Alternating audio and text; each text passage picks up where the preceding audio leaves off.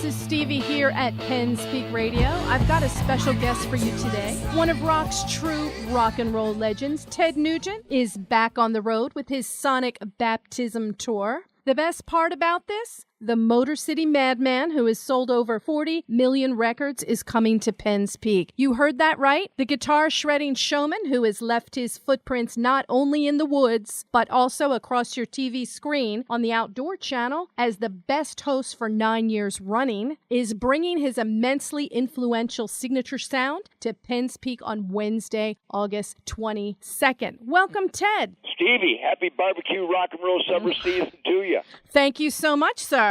We are excited about the gig here, and our listeners are too. Well, you can't possibly be as excited as me and the band are. We're having the greatest tour of our life. The music is so intense, so much fun, so ferocious, it's stupid. And let me tell you, I love playing everywhere. It doesn't matter where I play. But, man, does something happen when we hit the stage at Penn's Peak.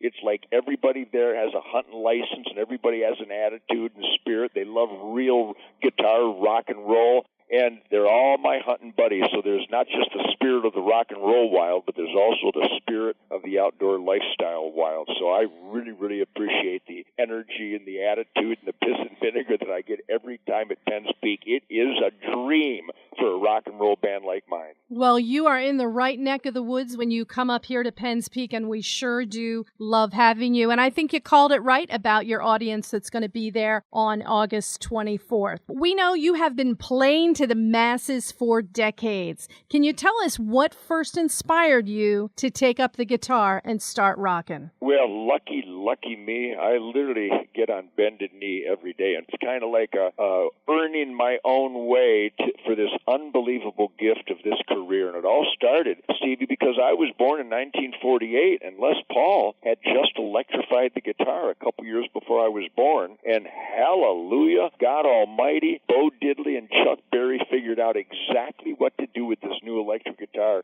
before I was even born. So I was literally in the, when you talk about the rock and roll influences, and we talk about my hunting lifestyle, my love of the outdoors, and this hands-on conservation that our Spirit of the Wild show celebrates every week, it really was a confluence of both of my dreams. Of course, who would have known that Les Paul would have electrified the guitar just before I was born?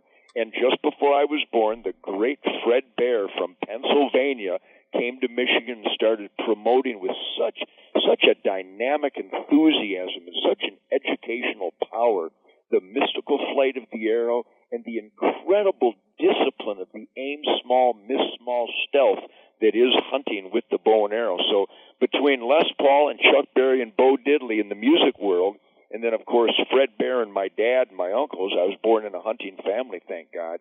I literally was on the fast track to my ultimate passion. So it's been guitars and bows and arrows and just rock and roll and great musical adventure overall, and the great outdoors lifestyle for 67.7 years. Are you kidding me?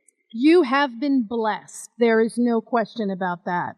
Ted White and Blue, a must-read for every American, by the way, has been on the New York Times bestseller list. Was this a surprise to you? Not really, because my gregarious lifestyle of traveling all over the world is really blessed with a communication network with the greatest people that ever lived. And I happen to know they're the greatest people that ever lived because they're heroes of law enforcement, the U.S. military, and working hard, playing hard families. And it doesn't matter whether it's in North America or in Europe or wherever I go, you just feel a glowing, positive spirit from the people I get to hang out with. And since this year in 2016, I'll be performing, when we wrap up the tour, Stevie, on September 4th, I will have performed my 6,571st concert.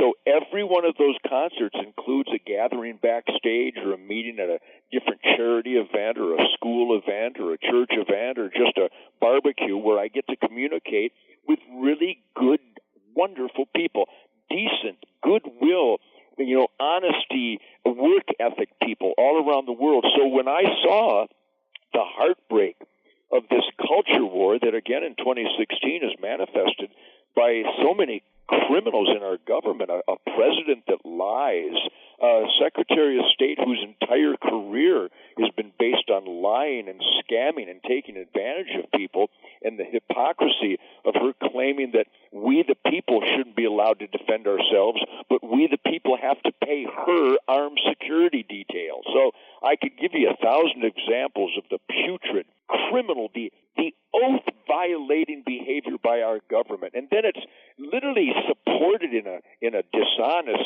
scamming media, and then dumbing down of America through the inefficiency and the downright propaganda ministry of academia. I started raising hell like a good we the people is supposed to do. I'm convinced, Stevie, that Ted Nugent is exactly what the Founding Fathers had in mind when they created this wonderful and unique and magnificent experiment in self-government. So I thought I would write a book, and I knew that I wasn't giving my hunches. I wasn't giving my opinions or my views. I was sharing the evidence that is universal and ubiquitous around this world, that when people that hear the outlines of the U.S. Constitution and the Bill of Rights and the Ten Commandments and the Golden Rule, and we truly adhere to the Declaration of Independence and the Emancipation Proclamation, there's a lot of pillars of self-evident truth and common sense and logic that we can refer to, but I wasn't seeing it in the media. I wasn't seeing it coming from our government, and I saw it literally bastardized by our failed education system. And so I wrote Ted, White, and Blue, the Nugent Manifesto, and God, Guns, and Rock and Roll. So no, I wasn't surprised that it was on the New York Times bestseller list, because I knew that the most productive, the most honorable, the most caring, the most sincere and generous and giving of families in America live by the same code of conduct that the Nugent family does, and my band and my crew and my management and everybody in my hunting camp. I mean, it's not a Ted Nugent thing. It's a good we the people thing. So I knew it would be contagious, and it would be celebrated, and it would counterpunch the propaganda and the brainwashing that's going on by the tragedy of the triad of indecency from government, media, and academia. So I knew it was the pulse of the best people out here. And it's been reflected in the position it's been on the New York Times bestseller list. We the people have heard what you've had to say, and people have definitely gone out and bought the book. And if they haven't had an opportunity to, please visit tednugent.com, but get your hands on a copy. Well, I appreciate that, Stevie. And I got to tell you, what you're talking about, and thank you for the opportunity to use your bullhorn, because the First Amendment is critical, just like the Second Amendment, and the freedom of the media and the freedom of speech is critical. Thank you for the opportunity, but I would welcome you and everybody listening to come to my Facebook. I have a Ted Nugent official Facebook, and we have tens of millions of people, mostly from America, but all across Canada and Europe and Asia and Great Britain.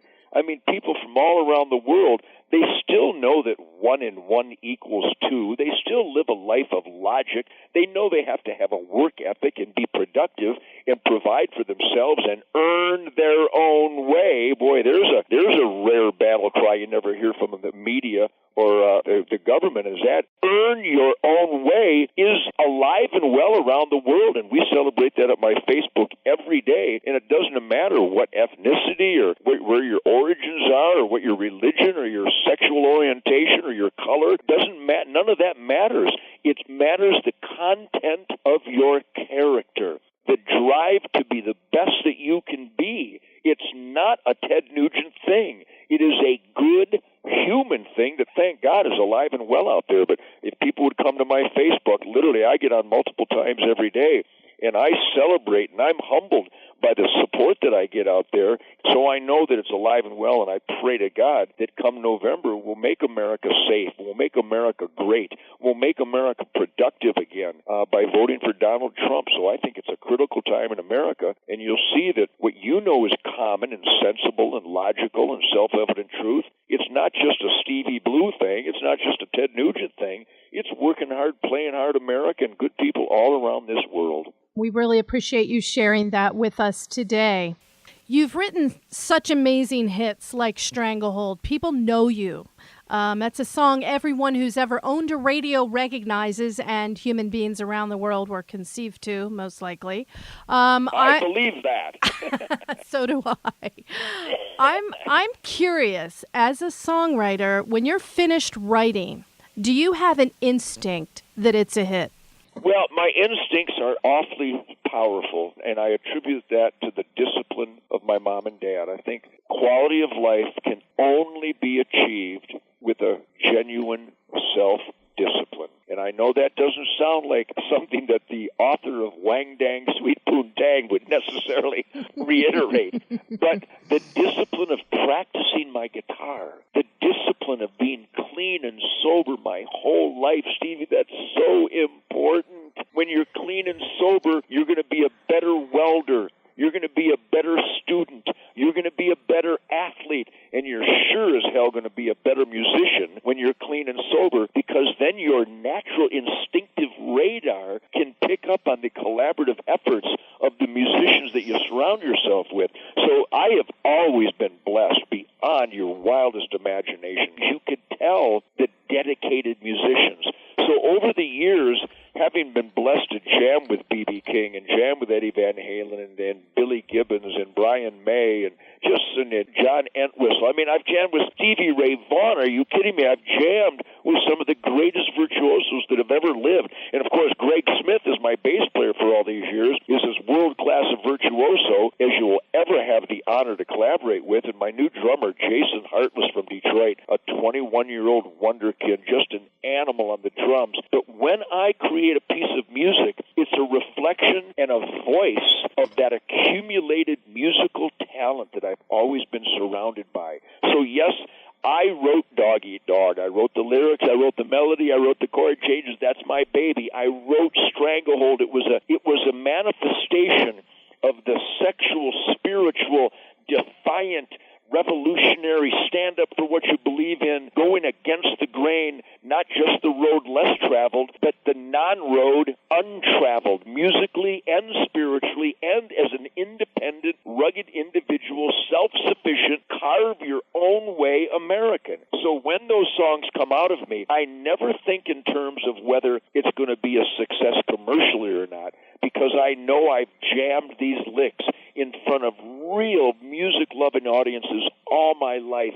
And I can tell when the girls start to dance, and when the guys get bug-eyed, and when the fists are clenched, and when there's a smile on the face and laughter on people's faces. I know that I'm connecting on a deep, deep level with a rhythm, a vibrancy, a vitality, a musical statement that goes way beyond my individual choices and dreams, but connects on a human level to so many people. So I know it's connecting with people, and that's the only decision I need to make, because I don't really care if it sells a lot of records. I don't care if it's a commercial success. I can tell when people love the spirit of the song, and that makes this a success for me. And I think people know that, and they've been drawn to you because of that, and they've bought your albums because of that, and wanted to participate in what you put out there, your art, that talent, that vibe, for many years now. And you've been performing these songs, again, for just years in front of the masses. Which of your songs is your favorite to perform?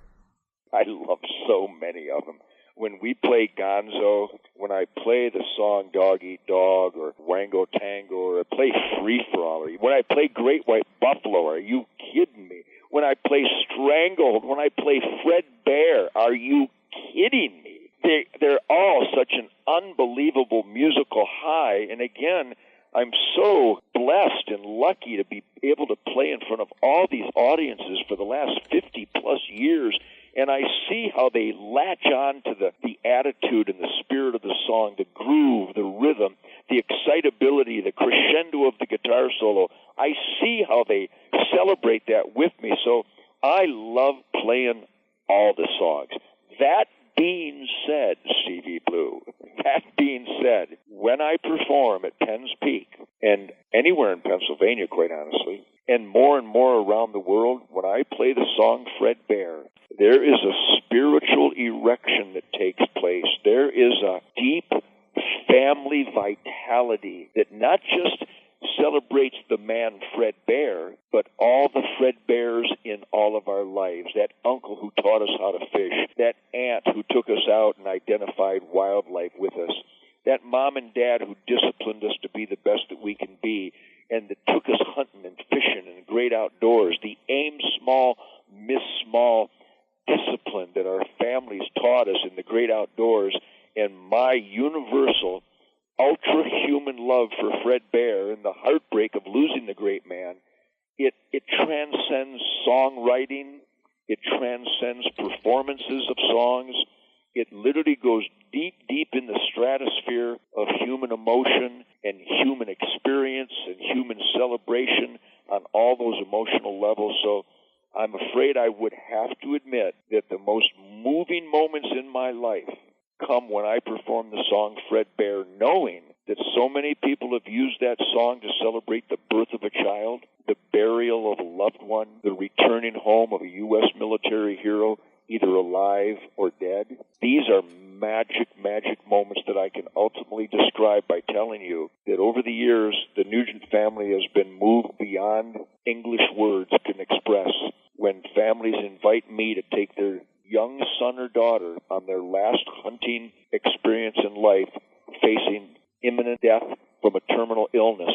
And Stevie, these little boys and little girls, and a lot of old guys and a lot of middle-aged folks as well, when I take them on their last request in life, I mean, I don't know how I deserve to be invited into these families' lives during this very emotional time, but they express to me that I stand up for what they believe in, that I express what they believe in, and that I inspire their friends or family to be clean and sober and to pursue the spirit of the wild. And when these little boys and girls ask me to play Fred Bear around the campfire, knowing that it will be their last campfire in life, I probably don't even have to try to explain it any further than that. It's beyond magic, mystical, and miraculous. It is beyond the physical experience. It's a very, very special and humbling moment in a person's life.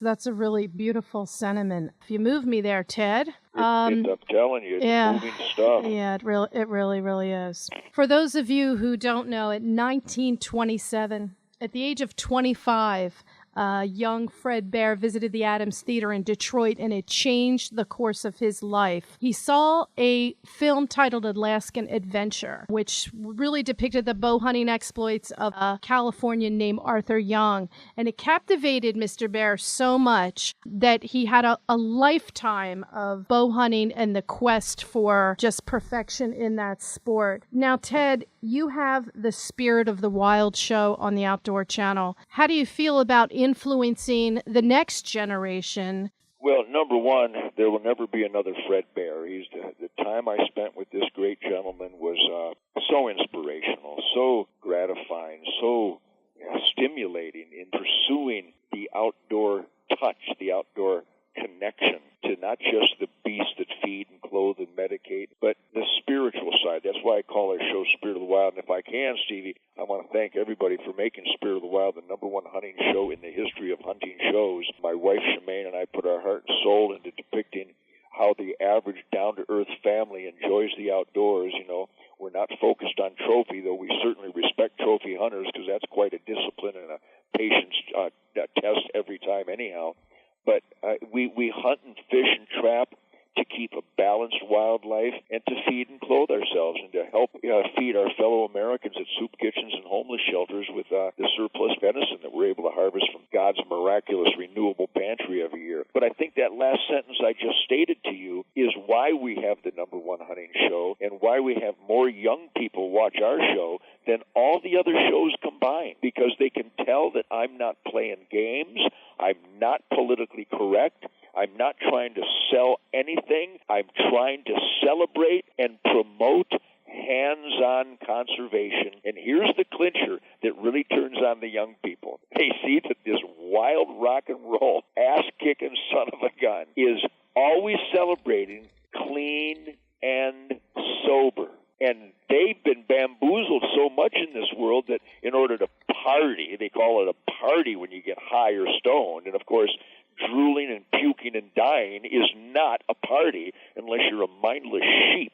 So they like this defiant attitude, standing up for what I believe in the most politically incorrect way you possibly can. Nobody's going to buy a hunting license because it's ethical. And then you conduct yourself ethically. And you cannot hunt properly without being sincere and conscientious on your cause and effect as a reasoning predator. And that is the proper wildlife management and utility through value. And that's the message that they're getting. And that's the message that I got from my dad and Fred Bear. So I'm carrying on that tradition of the great man and the great men and women before us who taught us about the spirit of the wild and our conscientious intellectual responsibility to be proficient with our weapons and kill cleanly and swiftly, but to have fun doing it. And it is fun. In fact, on Spirit of the Wild, the biggest response we've gotten over the years is that I have been celebrating a new battle cry, that hunting, perfect hunting, it's always sport, it's always meat. Even if you shoot a giant world record anything, you still, by law and by all goodwill and decency, you have to utilize the sacred flesh. And it's all a trophy, whether it's a woodchuck like I shot with my grandkids today or it's a giant moose. It's all fun, sport, meat, and trophy. You can't hunt without all four. We hear you. Thanks for sharing that with us today. You are immersed in so many of these projects. There's a quote that I found that you said that you really can't stop that positive force when everything and everyone around you is so positive. Do you have any advice for our listeners to cultivate that in their own lives? You know, I'm a simple man, but I'm going to be 68 here soon. That's quite a few miles.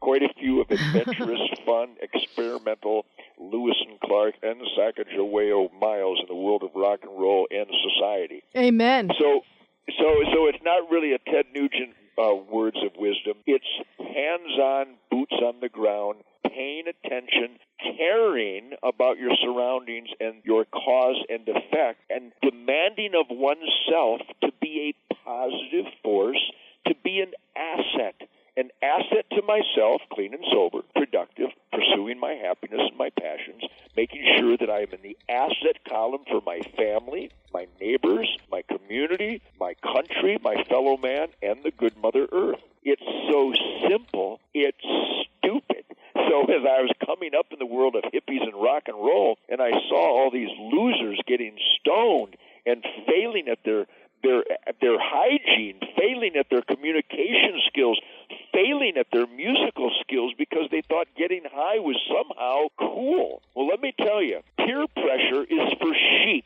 I don't have any peers, and no one is capable of pressuring me. Now, there's a small caveat to that. Mrs. Nugent can pressure me anytime she wants, and I will obey.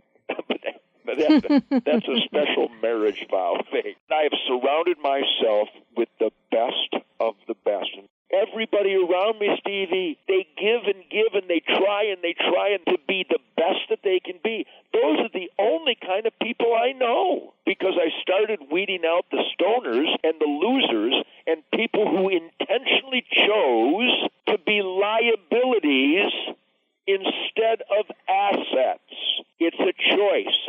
Happiness is a choice. You take the best care of yourself, no drugs, no alcohol, no tobacco, no garbage food. You maintain a reasonable, healthy, athletic lifestyle so that you treat your sacred temple with the reverence that God intended when He gave you this precious gift of life. And you put your heart and soul into being the best that you can be, whether you're a gardener or a welder or a mechanic or a carpenter or an electrician. Doesn't matter. Be the best that you can be. None of these things I'm telling you are hunches, guesses, opinions, or views. They are written in stone. The pursuit of happiness. Everybody should go to deeranddeerhunting.com and read my weekly blogs. It's 90% about deer, but it's overall about a higher level of awareness to maximize the positive while you minimize the bad and the ugly. All together now. Duh. So this isn't rocket science. Even the author of Wango Tango can figure this stuff out.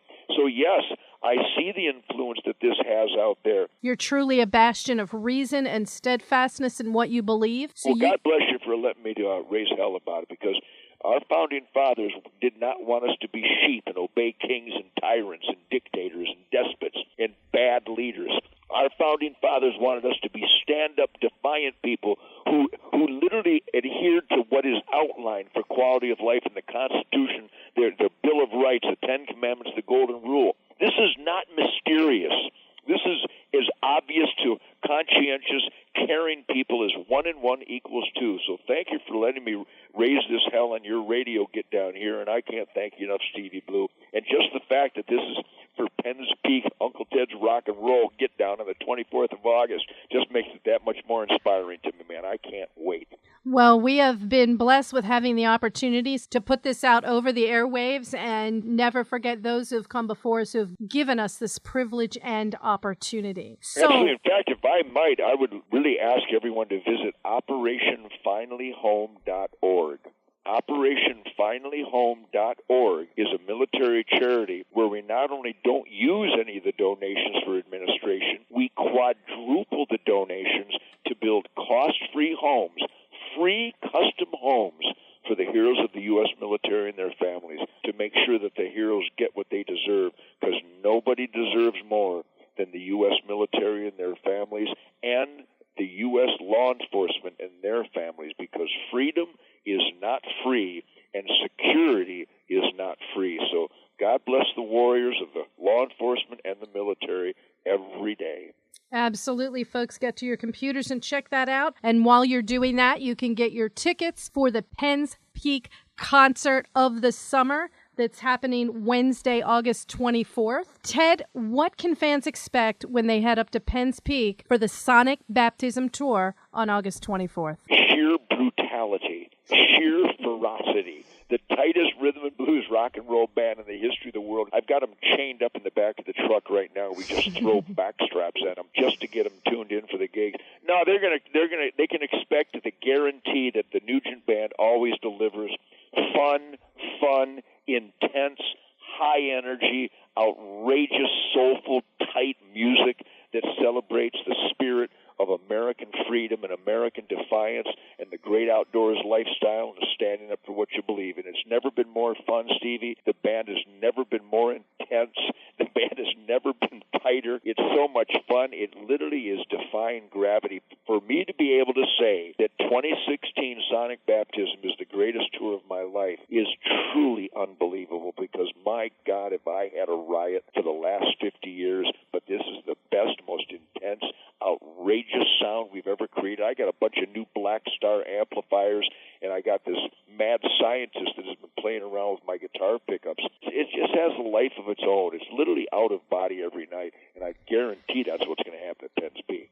I'm always tweaking my guitars and my amps, and the band's always coming up with new musical adventures, and I do a lot of media celebrating self-evident truth and logic and common sense like we've been doing here on your show, and that's really my driving force. You heard it here, folks. Be prepared and get your tickets before they are gone to see Ted Nugent and participate in a spontaneous eruption of a rock party like no other at Penn's Peak on Wednesday, August 24th. You can get those tickets at Penn's Peak's box office or at pennspeak.com. Get in front of that computer and check out all of those fantastic links, from the deer and deerhunting.com to operationfinallyhome.org, and also visit tednugent.com. This is Stevie Blue. Thanks so much, Uncle Ted, for joining me here on Penn's Peak Radio. Stevie Blue, God bless America, and God bless rock and roll, baby.